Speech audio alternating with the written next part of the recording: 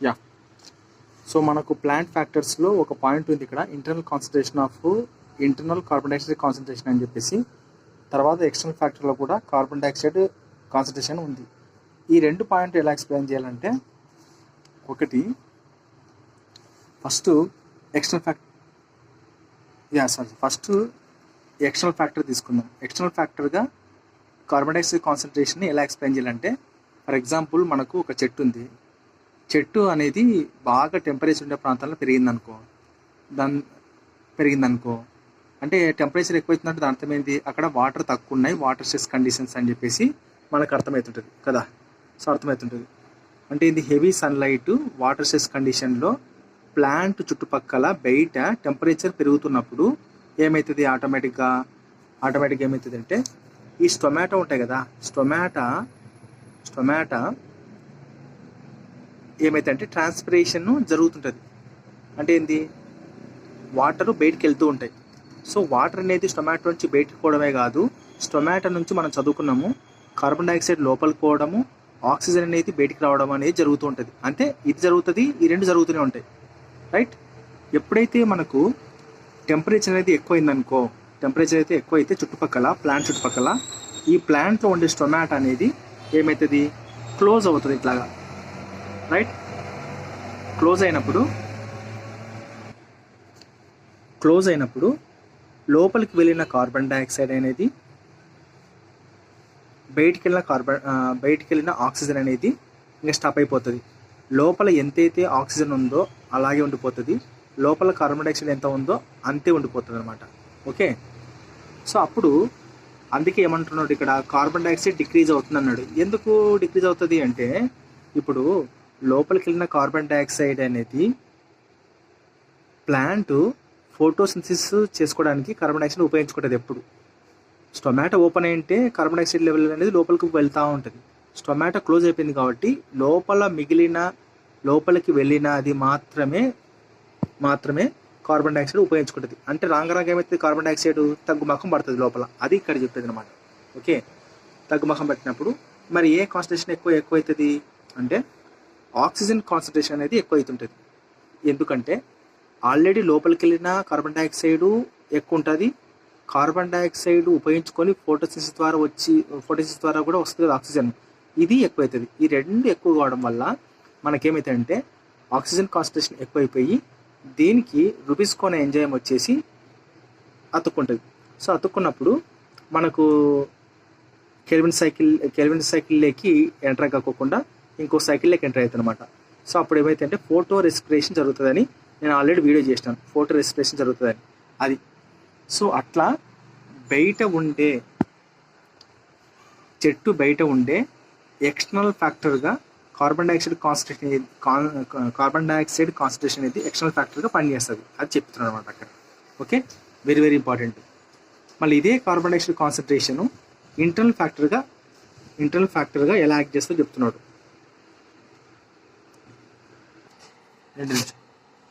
So లోపలికి వెళ్ళిన carbon dioxide ఇది ఇంటర్నల్ ఫ్యాక్టర్, గుర్తుపెట్టుకోండి. C4 ప్లాంట్లో లోపలికి వెళ్ళిన కార్బన్ డైఆక్సైడ్ అనేది కెల్విన్ అంటే ఇక్కడ నుంచి వస్తుంది. మ్యాలెట్ అనేది పగిలిపోయి బండి స్థితిలోకి ఎంటర్ అయినప్పుడు ఇక్కడ పైరువేట్గా కార్బన్ డైఆక్సైడ్ రిలీజ్ అవుతుంది. ఈ కార్బన్ డైఆక్సైడ్ ఏం చేస్తుంది, కెల్విన్ సైకిల్లోకి ఎంటర్ అవుతుంది, గుర్తుపెట్టుకోండి. ఎంటర్ అయినప్పుడు ప్రతిసారి C4 సైకిల్లో మనకు కార్బన్ డైఆక్సైడ్ కాన్సన్ట్రేషన్ పెరగడం వల్ల ఈ రుబిస్కోన్ ఎంజైమ్ ఆక్సిజన్ కానీ కార్బన్ డైఆక్సైడ్ కానీ ఉందనుకో, ఫస్ట్ అటాచ్ అయ్యి కార్బన్ డైఆక్సైడ్కి అటాచ్ అవుతుంది అనమాట. ఓకే, ఫస్ట్ అటాచ్ అయ్యి కార్బన్ డైఆక్సైడ్కి అటాచ్ అవుతుంది. కాబట్టి ఈ rubisco enzyme carbon dioxide concentration పెరగడం వల్ల దీంతో అటాచ్ అయిపోయి సైకిల్లోకి ఎంటర్ అయిపోయి షుగర్ కానీ సుక్రోజ్ కానీ ఫామ్ అయ్యి ఇది మొక్కలోని ఫ్లోయంలోకి వెళ్ళి అక్కడ ఆహారం తయారైపోయి ఎక్కడ అవసరం ఉందో అక్కడికి పంపిస్తుంది అని మనకు తెలుసు.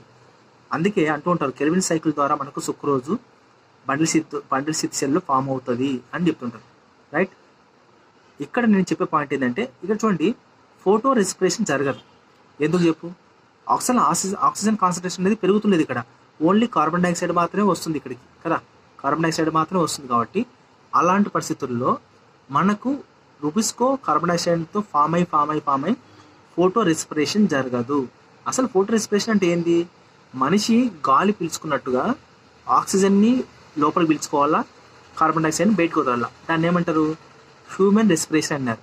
కానీ ప్లాంట్ కూడా మనిషి మాదిరే చేస్తుందంట. ఏమని? ప్లాంట్ ఆక్సిజన్ లోపల తీసుకొని కార్బన్ డైఆక్సైడ్ని బయటకు వదిలేస్తుంది. యాక్చువల్గా రివర్స్ జరగాల.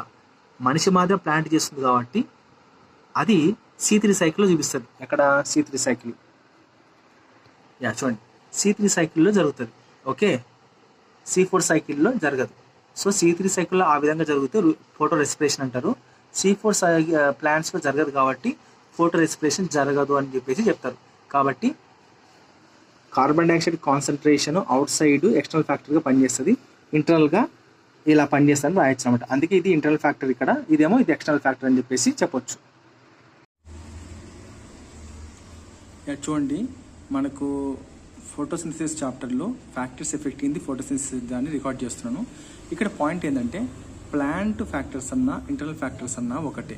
దాని కిందకి ఏమేమి వస్తాయంటే number of leaves, size of leaves and age of leaves, తర్వాత ఓరియంటేషన్ ఆఫ్ లీవ్స్ వస్తాయి. తర్వాత ఇది కూడా mesophyll cells, chloroplast and internal carbon dioxide concentration and the amount of chlorophyll వస్తుంది అనమాట.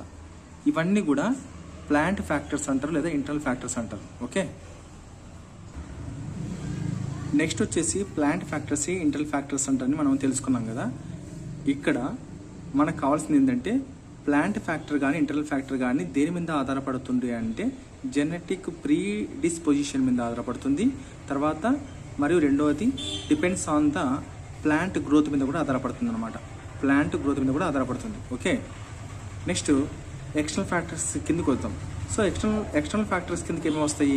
Sunlight, temperature, carbon dioxide concentration. చూడండి, ఇక్కడ external factors కింద కార్బన్ డైఆక్సైడ్ కాన్సన్ట్రేషన్ వచ్చింది, ఇంటర్నల్ ఫ్యాక్టర్ కింద ఇంటర్నల్ కార్బన్ డైఆక్సైడ్ కాన్సన్ట్రేషన్ వచ్చింది అనమాట. అది గుర్తుపెట్టుకుంటే తర్వాత చెప్తాను. తర్వాత వాటర్ కూడా ఎక్స్టర్నల్ ఫ్యాక్టర్ కిందకి వచ్చింది. ఇవన్నీ external ఫ్యాక్టర్సే.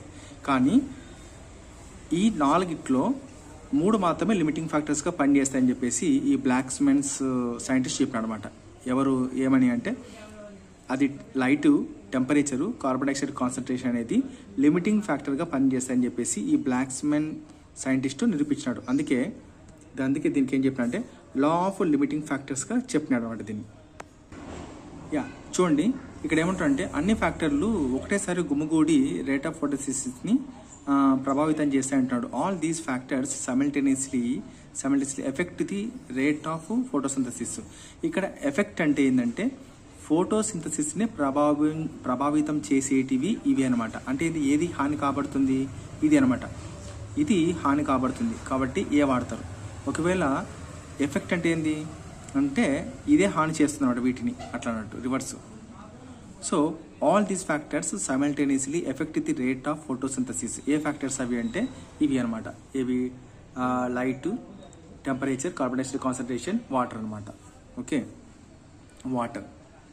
So though several factors interact and simultaneously affect the photosynthesis and carbon dioxide concentration. So ఇలా సెవరల్ ఫ్యాక్టర్స్ అనేటివి ఒకదానికొకటి ఇంటరాక్ట్ అయిపోయి ఫోటోసింథసిస్ని, కార్బన్ డైఆక్సైడ్ ఫిక్సేషన్ని దాన్ని ఏమంటారు అంటే ప్రభావితం చేస్తాయంటున్నారు అనమాట. ఇక్కడ ఒక క్వశ్చన్ ఉంది, ఫోటోసింథసిస్ని కార్బన్ డైఆక్సైడ్ ఫిక్సేషన్ కూడా అంటారు. ఎందుకో తెలుసు కదా మీకు కార్బన్ డైఆక్సైడ్ ఫిక్సేషన్ అంటారు అని. ఓకే, ఎలా అంటే ఫోటోసింథసిస్ ఎందుకంటే ఇప్పుడు చూడండి, మనకు ప్లాంట్ ఉంది, ప్లాంట్లోకి కార్బన్ డైఆక్సైడ్ తీసుకుంటుంది స్టొమాటో ద్వారా. తీసుకున్నప్పుడు కార్బన్ డైఆక్సైడ్ లోపలికి వెళ్తేనే కదా మనకు సుక్రోజు తర్వాత లేకుంటే షుగర్స్ కానీ ఏమైనా తయారై బయటకు వచ్చి ఫ్లోయిన్లోకి వెళ్ళి చేసుకుంటాయి. అంటే వితౌట్ కార్బన్ డైఆక్సైడ్ మన ప్లాంట్ ఏమైనా బతుకుతుందా అంటే బతకదు కదా అట్టనమాట. ఇంకో రకంగా ఏంటంటే ప్లాంట్లోకి కార్బన్ డైఆక్సైడ్ వెళ్ళినప్పుడు ఇది ఎక్కడికి వెళ్తుంది అంటే మనకు తెలుసు కదా, బండిల్ సిత్ సెల్స్లో కెల్విన్ సైకిల్ ఉంటుంది. కెల్విన్ సైకిల్లో కార్బన్ డైఆక్సైడ్ ఎంటర్ అయినప్పుడు కార్బన్ డైఆక్సైడ్ కాన్సన్ట్రేషన్ ఎక్కువ అవుతుంది ఇక్కడ. ఓకే, ఎక్కువైనప్పుడు ఏమవుతుంది, షుగర్స్గా సుక్రోజ్గా ఫామ్ అయిపోయి తర్వాత స్టార్చ్గా ఫామ్ అవుతుంది. రైట్, అది తెలుసు కదా అట్లా అనమాట. సో అట్లాగా ఫోటోసింథసిస్ని కార్బన్ డైఆక్సైడ్ ఫిక్సేషన్ కూడా అంటారు అనమాట. ఓకే, యూజువల్గా సాధారణంగా 1 ఫ్యాక్టర్ ఈజ్ ప్రిడామినెంట్. అంటే ఇది సాధారణంగా ఒక ఫ్యాక్టర్ మాత్రమే ప్రిడామినెంట్. ఇక్కడ ఒక పదానికి అర్థం చేసుకోవాలి మీరు. ప్రిడామినెంట్ అంటే ఏంటంటే డామినెంట్ అంటే అధికంగా ఉండడం, ప్రిడామినెంట్ అంటే తక్కువగా ఉండడం. గుర్తుపెట్టుకోండి, ఓకే, ఇప్పుడు లైట్, టెంపరేచర్, కార్బన్ డైఆక్సైడ్ ఇవన్నీ ఏదో ఒకటి మాత్రమే తక్కువ ఉంటుంది, ఒకటి మాత్రమే ఎక్కువ ఉంటుంది, మిగతా రెండు తక్కువ ఉంటుంది. లేకుంటే ఇది ఎక్కువ ఉంటే ఈ రెండు తక్కువ ఉంటుంది, ఒకవేళ ఇది ఎక్కువ ఉంటే ఈ రెండు తక్కువ ఉంటుంది, ఒకవేళ ఇది ఎక్కువ ఉంటే ఈ రెండు తక్కువ ఉంటుంది. అంటే ఈ రెండు ఏమవుతుంది, ప్రిడామినెంట్ అవుతుంది, ఇది ఏమవుతుంది, డామినెంట్ అవుతుంది అనమాట. అది అతను చెప్పేది. ఏదో ఒక ఫ్యాక్టర్ మాత్రం ప్రిడామినెంట్ ఉంటుంది. Okay, predominant and is the only that limits the rate అట్లా అనమాట. Okay, and is the one factor that limits the rate. Okay right. For example మనకు లైట్ అనేది ఎక్కువ ఉంది, మనం ఇక్కడ చూడండి. ఇప్పుడు గ్రాఫ్ తీసుకుందాం. లైట్ ఫస్ట్ ఇక్కడ రేట్ ఆఫ్ ఫోటోసింథసిస్, ఇదేమో లైట్ కదా. ఫస్ట్ లైట్ని లో ఇంటెన్సిటీ ద్వారా మనం చేసేటప్పుడు ఒక రేంజ్ వరకు ఫోటోసింథసిస్ పెరిగిపోతుంది. తర్వాత మనం హై ఇంటెన్సిటీ ఇచ్చినామనుకో ఏమవుతుంది, ఫోటోసింథసిస్ ఇట్లా ఆగిపోతుంది. మరి ఇక్కడ లైట్ ఆగిపోయింది కదా, అంటే ఏంటి, లైట్ అనేది సాచురేషన్లోకి వెళ్ళిపోయింది. ఇంకా మనకి మిగిలినవి ఏంటివి, టెంపరేచర్, కార్బన్ డైఆక్సైడ్. ఈ రెండిట్లో ఇదన్నా ఇవ్వాలి ఇప్పుడు ఫోటోసింథసిస్ పెరగాలంటే, లేకుంటే ఇదన్నా ఇవ్వాలన్నమాట. ఇక్కడ ఆగిపోయిన ఫోటోసింథసిస్ ఇలా పెరగాలంటే ఖచ్చితంగా ఏం చేయాలంటే మనం దీనిలో హై టెంపరేచర్ అనే ఇవ్వాలా, హై కార్బన్ డైఆక్సైడ్ కాన్సన్ట్రేషన్ అనే ఇవ్వాలన్నమాట. అది సో మనము కార్బన్ డైఆక్సైడ్ టెంపరేచర్ ఇద్దాం. సో టెంపరేచర్ ఇవ్వంగా ఏమవుతాయంటే ఇది కూడా ఒక సర్టన్ స్టేజ్కి వెళ్ళి ఫోటోసింథసిస్ ఏమవుతాయంటే ఆగిపోతుంది. తర్వాత వచ్చేసి ఇలా మళ్ళీ టెంపరేచర్ కూడా ఎక్కువైనప్పుడు ఏమవుతుంది, ఫోటోసింథసిస్ సాచురేషన్కి వెళ్ళిపోతుంది అనమాట. రైట్. ఇప్పుడు ఇది ఫుల్గా ఇచ్చేసినాం, ఇది సాచురేషన్కి ఇచ్చేసినాం. ఇంకా మిగిలింది ఏంది అంటే కార్బన్ డైఆక్సైడ్ కాన్సన్ట్రేషన్. ఈ కార్బన్ డైఆక్సైడ్ కాన్సన్ట్రేషనే తక్కువ ఉంది కాబట్టి ఈ తక్కువ ఉండేదే మనకు లిమిటింగ్ ఫ్యాక్టర్గా పనిచేస్తుంది అనమాట. ఇప్పుడు ఇవ్వాల్సింది ఏంటి అంటే ఇది ఇవ్వాల్సింది ఏంది.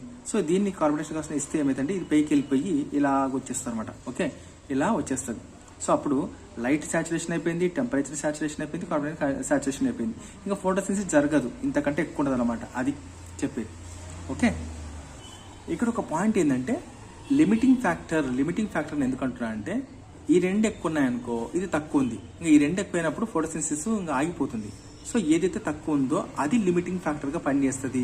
అంటే ఫర్దర్గా రేట్ ఆఫ్ ఫోటోసింథసిస్ అనేది జరగాలన్నప్పుడు ఏదైతే మనం సాచురేషన్లో ఉందో అది ఇవ్వకుండా ఏదైతే ఇవ్వలేదో తక్కువ ఉందో అది ఇవ్వాలన్నమాట. సో ఇక్కడ ఇవ్వాల్సింది ఏంటంటే కార్బన్ డైఆక్సైడ్ కాన్సన్ట్రేషన్, ఇక్కడ టెంపరేచర్ ఇచ్చినాం, ఇక్కడ లైట్ ఇచ్చినాం. ఓకే, అట్లా మనం ఏదైనా తీసుకోవచ్చు ప్రాసెస్, మరి అదే సీక్వెన్స్ ఏం కాదనమాట. ఓకే, చూడండి ఇక్కడ అదే చెప్పినాడు. కాబట్టి ఏదో ఒక పాయింట్ దగ్గర ద రేట్ ఆఫ్ ఫోటోసింథసిస్ అనేది is determined by the factor available at the sub optimal levels. అంటే సబ్ ఆప్టిమల్ లెవెల్స్ అంటే ఏంటి, ఏదైతే తక్కువ ఉందో ఈ రెండు, ఇప్పుడు ఇది ఉందబ్బా, ఇది ఫుల్ ఇచ్చేసినాం, ఏదైతే తక్కువ ఉందో ఆ ఫ్యాక్టరు, ఆ సబ్ ఆప్టిమల్ లెవెల్స్ ఉండే ఫ్యాక్టర్ అనేది డిటర్మైన్ చేస్తుంది దేన్ని, రేట్ ఆఫ్ ఫోటోసింథసిస్. అంటే ఫర్దర్గా ఇంకా రేట్ ఆఫ్ ఫోటోసింథసిస్ జరగాల లేదనేది ఏదైతే తక్కువ ఉందో, ఏదైతే లిమిట్గా ఉందో ఆ ఫ్యాక్టర్ని ఏమంటారంటే అంటే తక్కువ ఉండే దాన్ని ఏమంటారంటే ఎట్ సబ్ ఆప్టిమల్ లెవెల్స్ అంటారు. ఇదే దాన్ని ఇలాగుంటారు, ఎట్ రిలేటివ్లీ మినిమం లెవెల్ అని కూడా అంటారు అన్నమాట. అది రైట్. ఓకే, ఫోటోసింథసిస్ని ఏమంటారు అంటే బయోకెమికల్ ప్రాసెస్ అంటారు.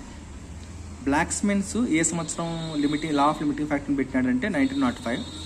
బ్లాక్మెన్స్ లా ఆఫ్ లిమిటింగ్ ఫ్యాక్టర్ యొక్క డెఫినేషన్ ఏంటంటే if a process like photosynthesis, దీన్నే carbon fixation, is conditioned as it to its rapidity by a number of separate factors. The rate of the process is limited by a factor. The rate of the process is limited by the factor that is present in a relatively minimal value.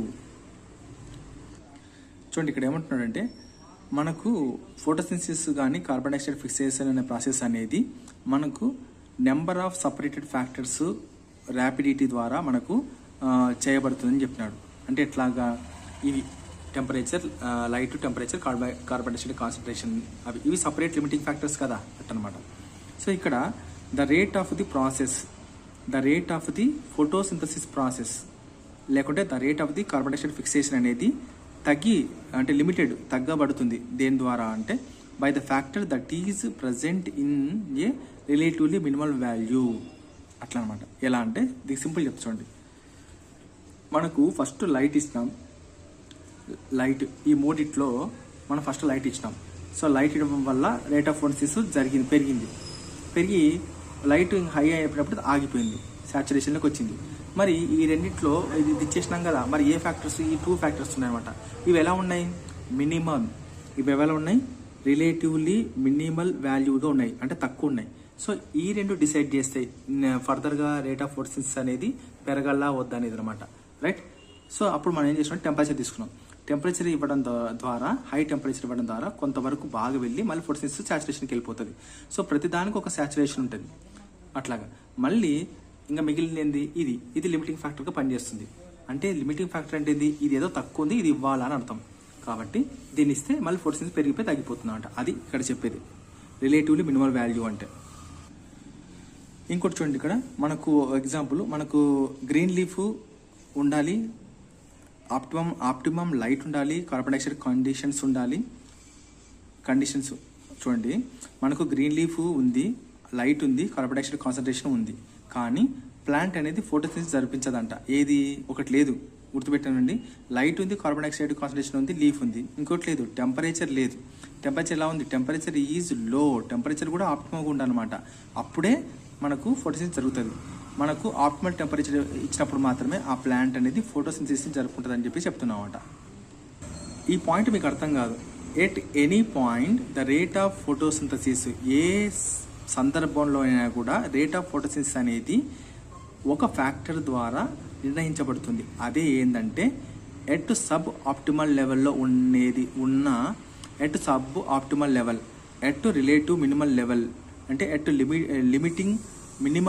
Limiting ఫ్యాక్టర్గా ఉన్న factor మాత్రమే, available ఉన్న factor మాత్రమే determine చేస్తుంది దేన్ని, rate of ఫోటోసిన్థసిస్ని at any point అనమాట. అది ఈ మూడిట్లో ఏదైతే తక్కువ ఉందో అది మనకు రేట్ ఆఫ్ ఫోటోసిన్థసిస్ ప్రాసెస్ని డిటర్మైన్ చేస్తుందని చెప్తున్నాం అనమాట. అది ఓకే.